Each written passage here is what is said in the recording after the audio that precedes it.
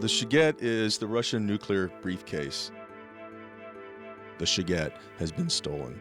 And the whole movie, it's about trying to find out who stole it and why they stole it.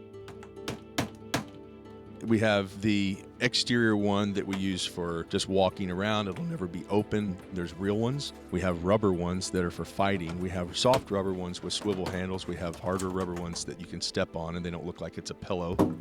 That's the real one. This is our rubber one that you can hit somebody in the head with. You can step on. It's durable, it's lightweight, it's safe. Ready, and trip.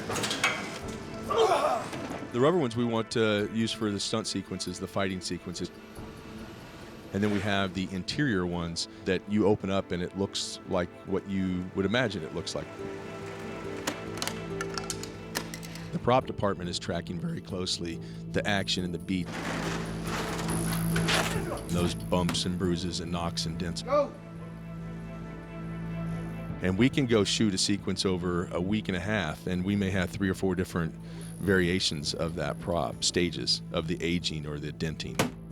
This is a real knife that's been dulled down. And we switch to the rubber one that's safe and is not going to hurt anybody. And then when they get stabbed, we go to the retractable knife. Our rubber guns, they look real.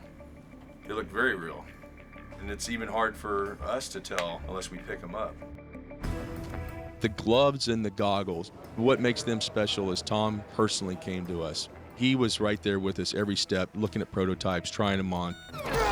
This version's too tight, this version's too loose. We'd go back to the drawing board, we would redo it. We had to make major changes, we were up against the schedule, and we delivered him. He was like, that's it.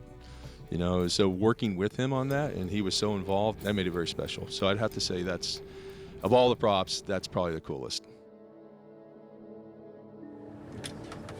It's the mask-making machine's maiden voyage today. These iPhones control the mask-making machine displays. I'm the real-life Benji. I'm as excited about this as he is. The mask-making machine is similar to the one that was used in Mission Impossible 3. The biggest difference is that it's now making 2 heads and not 1. The mask-making machine is one of those props that takes 3 people to operate. You have to manipulate the laser cutters, you have to get the head to turn, and then someone has to take the ring and be able to make it go up and down. The image that you see in the iPhone is really whoever's face is the mask that's going to be made. And this is something that Brad's big on, and I love this about him. He said, I want to see that thought process, even if it's on a screen. Let's show the audience how that happens. Good, well done. Moving on, good. Yep, we're moving on.